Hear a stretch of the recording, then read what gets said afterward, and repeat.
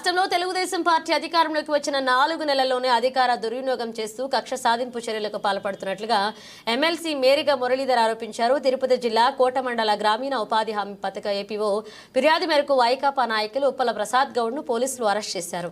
ఈ క్రమంలో అస్వస్థకు గురైన ప్రసాద్ గౌడ్ను పోలీసులు కోట పోలీస్ స్టేషన్కు తరలించారు. విషయం తెలుసుకున్న ఎమ్మెల్సీ మేరిగా మురళీధర్ ఆసుపత్రిలో ప్రసాద్ గౌడ్ను పరామర్శించారు. ఈ సందర్భంగా ప్రసాద్ గౌడ్ అక్రమ అరెస్టును ఖండించారు. అనంతరం మేరిగా మురళీధర్ మీడియాతో మాట్లాడారు. భూటెక్కపు హామీలతో అధికారంలోకి వచ్చిన టీడీపీ ఇచ్చిన హామీలను నెరవేర్చకుండా వైకాపా నాయకులకు కక్ష సాధింపు చేస్తున్నారని విమర్శించారు. వైకాపా నాయకులపై చేస్తున్న అక్రమ అరెస్టులకు పోలీసు అధికారులు నైతిక బాధ్యత వహించాల్సి వస్తుందన్నారు. ఇప్పటికైనా అక్రమ అరెస్టులు ఆపాలని, లేదంటే పార్టీ అధిష్టానం దృష్టికి తీసుకువెళ్లి ఉద్యమించక తప్పదన్నారు. ఆయన వెంట మండల పార్టీ అధ్యక్షులు పలగాట సంపత్ కుమార్ రెడ్డి, చిల్లకూరు సాయిప్రసాద్ రెడ్డి, నెదురుమల్లి హరీష్ చంద్రారెడ్డి, పాదర్తి రాధాకృష్ణారెడ్డి, ఇన్నమాల వెంకటాద్రి, ఉప్పల ప్రభాకర్ గౌడ్ పాల్గొన్నారు.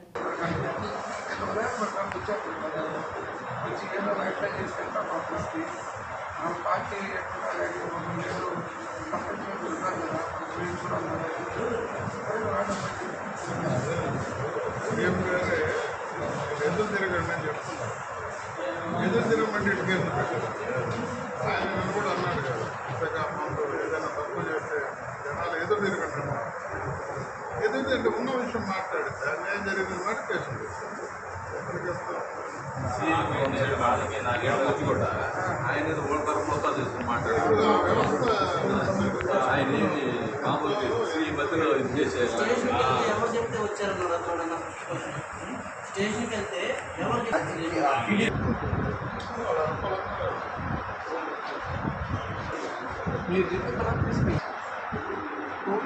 అందరినీ ఇది చేసేసేయాలని అది మూలం అన్నమాట.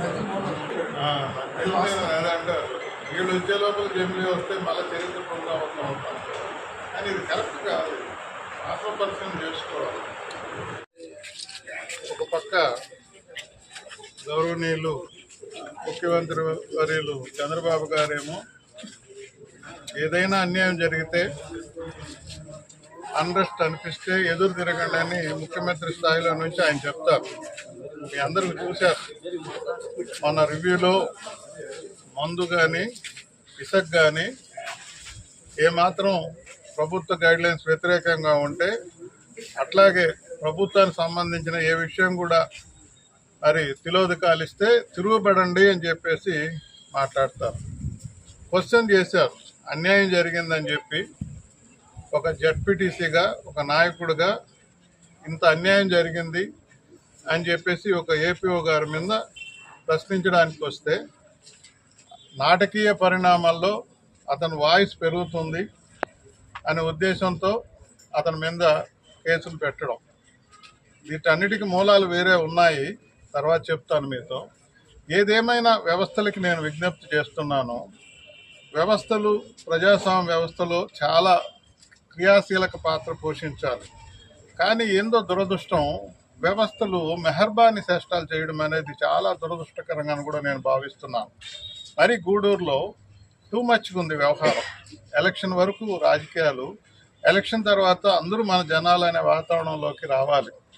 రాజకీయ వ్యవస్థ కావచ్చు, మరి అదే రకంగా శాంతి భద్రతలను కాపాడే వ్యవస్థలు కావచ్చు, పరిపాలన సంబంధించినటువంటి వ్యవస్థలు కావచ్చు, ఇవన్నీ కూడా పక్షపాతం వహిస్తున్నాయి, నిర్లక్ష్యం వహిస్తున్నాయి, పక్షపాతం వహిస్తున్నాయి. దాంతో పబ్లిక్లో అన్రెస్ట్ రావడం జరిగింది.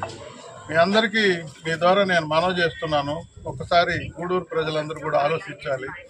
ఎప్పుడు లేని వాతావరణం మనకు గూడూరులో ఏర్పడింది. రౌడీల రాజ్యాలు, రౌడీ పుట్టినరోజులకు పోతే ప్రజాప్రతినిధులు, రౌడీ రాజ్యాలు ఏర్పడిపోతాయి. చిల్లకూరులో ఒక ఇన్సిడెంట్ జరిగింది, ఒక పేద వ్యక్తి చనిపోయేదానికి ఒక దురదృష్టం వెంటాడింది. మరి ఇదే రకంగా ఈరోజు ఒక కేసు ఒక ఆవిడ పెట్టింది, ఒక ఎంప్లాయీ పెడితే ఇంత ఆగమేఘాల మీద వాళ్ళని అప్పటికప్పుడు రాత్రుల్లో ఆమెను పిలిపించి కేసు మార్పిచ్చి ఏ రకంగా నాన్ బెయిలబుల్కి మరి ఆమె రిపోర్ట్ ఇస్తుందో, ఆమె కోచింగ్ ఇచ్చి మరి కొంతమంది ఆఫీసర్లు ఆమె దగ్గర మరి రిటర్న్ స్టేట్మెంట్ తీసుకోవడం జరిగింది.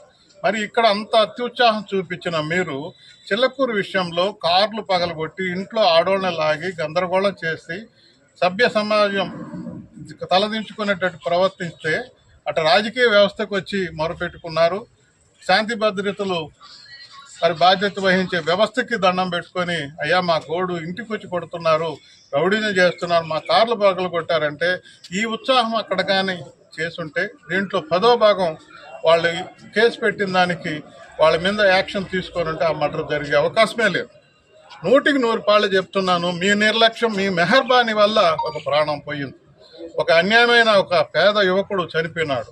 శాంతి భద్రతలు వహించాల్సినటువంటి మరి డిపార్ట్మెంటు ఏం చేస్తుంది, ఎంత నిర్లక్ష్యంగా ఉంది. వాళ్ళు కారు పగల కొట్టారు, ఇంటికి పోయింటే ఎవరైనా దౌర్జన్యం చేసిన వాళ్ళని తీసుకొచ్చి వాళ్ళని కొంచెం కంట్రోల్ చేసి తీసుకొచ్చి కౌన్సిలింగ్ ఇవ్వడమా, మరి మితమీరి నేరం చేస్తుంటే శిక్షించుంటే ఆ మర్డర్ జరిగే అవకాశం వచ్చేది కాదు.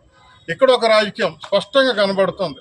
ఇక్కడ ఒక ఉద్యోగస్తులు ఏమని ప్రమాణం చేసి వస్తారు, అందరినీ బంధువులు పక్షపాతం లేకుండా మనం వీళ్ళందరూ భారతీయులు, మా జనాలు అని చూసుకుంటాం, ఎలాంటి పక్షపాతం ఉండదు అని చెప్పి ప్రమాణం చేసి ఉద్యోగ బాధ్యతలు వహిస్తారు.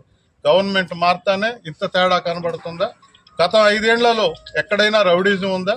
ఎక్కడైనా పక్షపాతం ఉందా? జగన్మోహన్ రెడ్డి గారు అందరూ నా జనాలు అనే వాతావరణంలో మరి పరిపాలించారు. ఈరోజు చూస్తుంటే దుర్మార్గంగా ఉంది. ఇది కరెక్ట్ కాదు.